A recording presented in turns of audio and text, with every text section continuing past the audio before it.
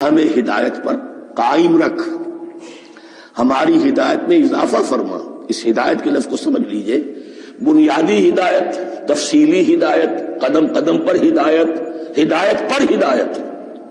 والذین اہتدوا زادہم ہدی، جو لوگ ہدایت کے راستے پر آتے ہیں اللہ ان کی ہدایت میں اضافہ کرتا ہے۔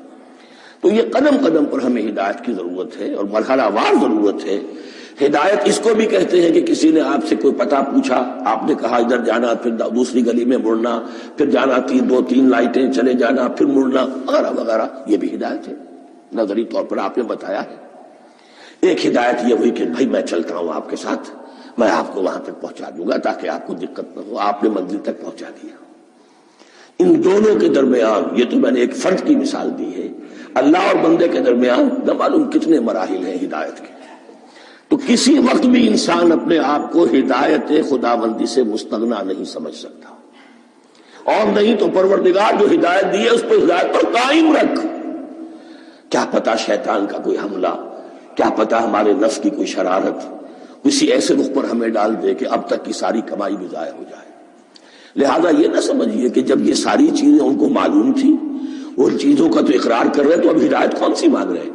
تو ہدایت کا تو بڑا میدان کھلا ہوا ہے، اور اس ہدایت کی وہ جو میں نے آخری شکل آپ کو بتائی ہے کہ منزل مقصود تک پہنچا دے، یہ ہدایت بھی قرآن مجید میں اس معنی میں بھی لفظ آیا ہے کہ اہل جنت جب جنت میں داخل ہوں گے تو جو ترانہ حمد ان کی زبان پر اس وقت ہوگا وہ کیا ہے؟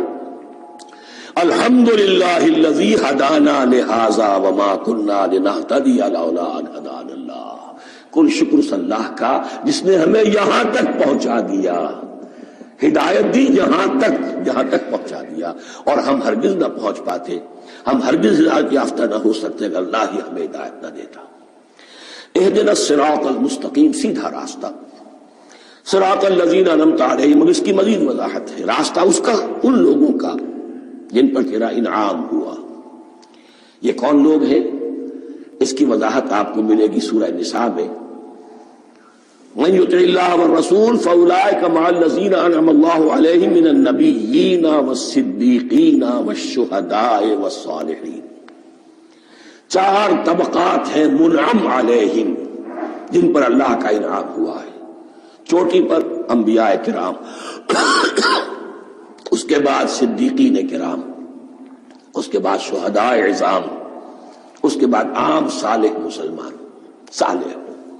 یہ بیس لائن ہے، اس سے اوپر کا درجہ شہداء کا ہے، اس سے اوپر کا درجہ صدیقین کا ہے، اور پھر اس سے اوپر کا درجہ انبیاء کا ہے۔ انبیاء میں سے پھر وہ بھی ہوتے ہیں کہ جو اولو العزم میں من الرسل ہیں، لیکن یہ چار طبقات ہیں، ان کے راستے پر ہمیں چلا۔ غیر المغضوب علیہم ولا الضالین، جو مغضوب علیہم نہیں ہوئے، جن پر تیرا غضب نہیں ہوا، اور غضب ہوتا ہے ان پر کہ جو ہدایت کے واضح ہونے کے بعد ہدایت کو ترک کر دیں، وہ ہے مغضوب علیہم۔ جنہیں ہدایت مل گئی ہو، ہدایت کو پہچان لیا ہو، پھر اپنی شرارت نفس کی وجہ سے، اپنی نفسانیت کی وجہ سے، اپنے تکبر کی وجہ سے، اپنے حسد کی وجہ سے وہ اس حق کو رد کر دے، اس کو ترک کر دے، ان پر اللہ کا غضب آتا ہے۔ اور اس میں اس کی بہت بڑی مثال تاریخ کے اعتبار سے یہودی ہے۔ اللہ نے انہیں ہدایت دی، کتابیں عطا کی، تورات، انجیل، زبور، سینکڑوں نبی ان میں مبعوث کیے، 1400 برس تک نبوت کا تار ٹوٹا ہی نہیں، مسلسل۔ ابتدا میں بھی 2 نبی، موسیٰ اور ہارون، اور اختتام پر بھی 2 نبی، عیسیٰ اور یحییٰ علیہ السلام، اور ان کے مابین کوئی لمحہ نہیں آیا ہے تاریخ بنی اسرائیل میں جبکہ کوئی نہ کوئی نبی موجود نہ ہو۔ لیکن انہوں نے اپنی شرارت نفس کی وجہ سے ہدایت تورات سے بھی منہ موڑا، اور پھر سب سے بڑی بات یہ کہ ہدایت محمدی سے، ہدایت قرآنی سے بھی صلی اللہ علیہ وسلم منہ موڑا، وہ ہے مغضوب علیہم ولا الضالین، اور نہ ہی گمراہ ہوئے۔ یہ لفظ جو آتا ہے عربی زبان میں گمراہ کا بھی ہے اور تلاش حق میں بھٹکنے والے کا بھی ہے۔ ایک وہ شخص ہے جس پر حق ابھی واضح نہیں، وہ تلاش میں ہے، اس کے لیے بھی ضال کا لفظ آئے گا۔ اسی طرح کوئی شخص کسی کے عشق اور محبت میں ایسا ہو جائے، دیوانہ ہو جائے، اس کو بھی ضال کہتے ہیں۔ یعنی اس کے اوپر جذبات کا اتنا غلبہ ہو گیا ہے کسی کی محبت اور عشق کی بنا پر. تو حضور کے لیے یہ لفظ آیا ہے وَوَجَدَكَ ضَالًّا فَهَدَىٰ، اور یہ تو سورۃ الضحیٰ ہے، اکثر بیشتر لوگوں کو یاد ہوگی. تو یہ جو ضال کا لفظ ہے اس میں سمجھ لیجئے ضروری نہیں ہے کہ وہ گمراہ ہو، بلکہ وہ بھی کہ جو ابھی راہ ہدایت کی طلب میں اس کے حصول کے لیے اس کی تلاش میں کوشاں ہیں، اور وہ بھی کہ جو کسی مغالطے کی وجہ سے حق سے منحرف ہو جائے. یہ بھی جان لیجئے کہ ایک ہے بدنیتی، تکبر، حسد، حق کو جان کر پہچان کر رد کر دینا یا چھوڑ دینا یا ترک کر دینا. ایک ہے کسی غلطی میں، کسی جذبات کے اندر آ کر، کسی غلو کے اندر مبتلا ہو کر اور حق سے منحرف ہو جانا. اس کی جو سب سے بڑی مثال ہے وہ نصارہ ہے، عیسائی ہے. حضرت مسیح کو انہوں نے مانا لیکن غلو کیا. یہ لفظ آئے گا آگے، لا تغلو فی دینکم، اپنے دین میں غلو نہ کرو. جیسے ہمارے ہاں بھی بعض لوگ ہیں جو حضور صلی اللہ علیہ وسلم کی تعریف میں، حضور صلی اللہ علیہ وسلم کے ساتھ اپنی محبت کے اظہار میں غلو کر جاتے ہیں. یہ انتہا درجے کو ہو گیا تھا حضرت مسیح علیہ السلام کے ماننے والوں میں، اور اس کی بنا پر انہوں نے تثلیث کا عقیدہ ایجاد کر لیا اور حضرت مسیح علیہ السلام کو اللہ کا بیٹا بنا دیا. تو اس کی سب سے بڑی مثال ضالین کی اس اعتبار سے کہ ہدایت پانے کے بعد کسی بدنیتی سے نہیں بلکہ کسی اچھے جذبے میں غلو کی وجہ سے. رسول سے محبت کرنا تو اچھا جذبہ ہے، لیکن یہ محبت بھی ایک حد میں رہنی چاہیے. غلو کرے گی تو ظاہر بات ہے کہ اس کے بعد وہ گمراہی کی طرف لے جائے گی. یہ ہے اس سورہ مبارکہ کا ترجمہ، اور اس کے بعد آخر میں آمین کہنا یہ مسنون بھی ہے، کہنا چاہیے. البتہ اختلاف یہاں بھی صرف اتنا ہے کہ نماز میں جب آپ امام کے ساتھ ہیں، وہ اگر جہری قرات کر رہا ہے تو آیا اس کے بعد آپ کو بھی بالجہر کہنا ہے آمین یا نہیں کہنا. یہ اختلاف ہے، ان میں کوئی فرق واقع نہیں ہوتا. یہ چیز متفق علیہ کہ کہنا ہے آمین، بلکہ یہ آمین تو یہودیوں میں ہے، یہ آمین جو ہے یہ عیسائیوں میں بھی ہے. ان کی بھی جو لارڈس پریئر ہے اس کے بعد آمین، وہ آمین کہتے ہیں. وہ فرق، وہ لفظ ایک ہی ہے. اس لیے کہ عبرانی زبان اور عربی زبان، یا تو ہم یہ کہہ سکتے ہیں کہ دونوں بہنیں ہیں، کوئی ایک مشترک زبان تھی ان کی ماں جس کی یہ دو بیٹیاں ہیں، اور یا یہ کہنا پڑے گا کہ عربی زبان کی ماں جو ہے وہ عبرانی زبان ہے. بہرحال بڑا قریبی رشتہ عربی کا اور عبرانی کا ہے، اس اعتبار سے وہ آمین. اب آپ کو معلوم ہے ہم السلام علیکم وہ کہتے ہیں، وہ سلام کہتے ہیں، فرق کیا ہے؟ وہ تو تلفظ کا فرق ہے.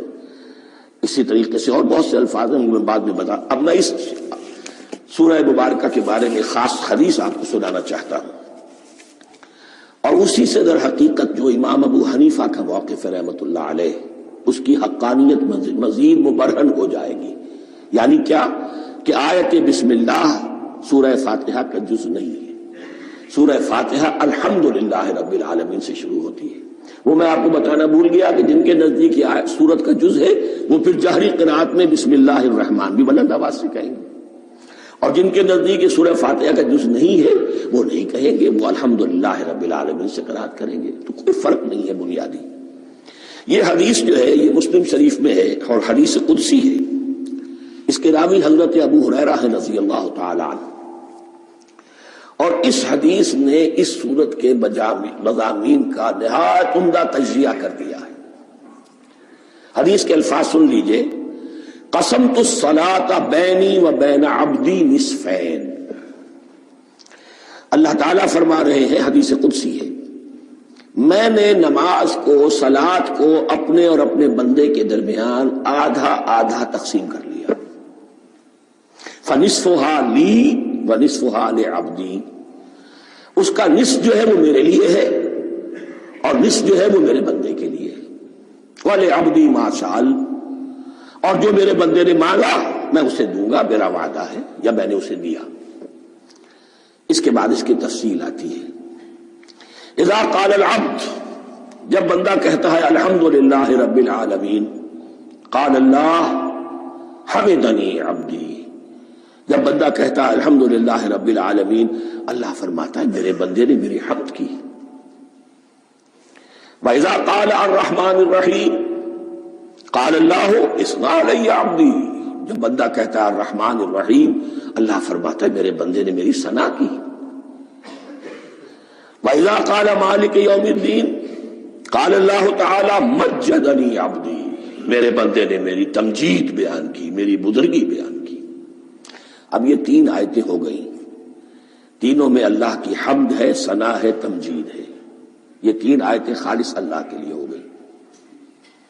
اب چوتھی آیت آئی، ایاک نعبد و ایاک نستعین۔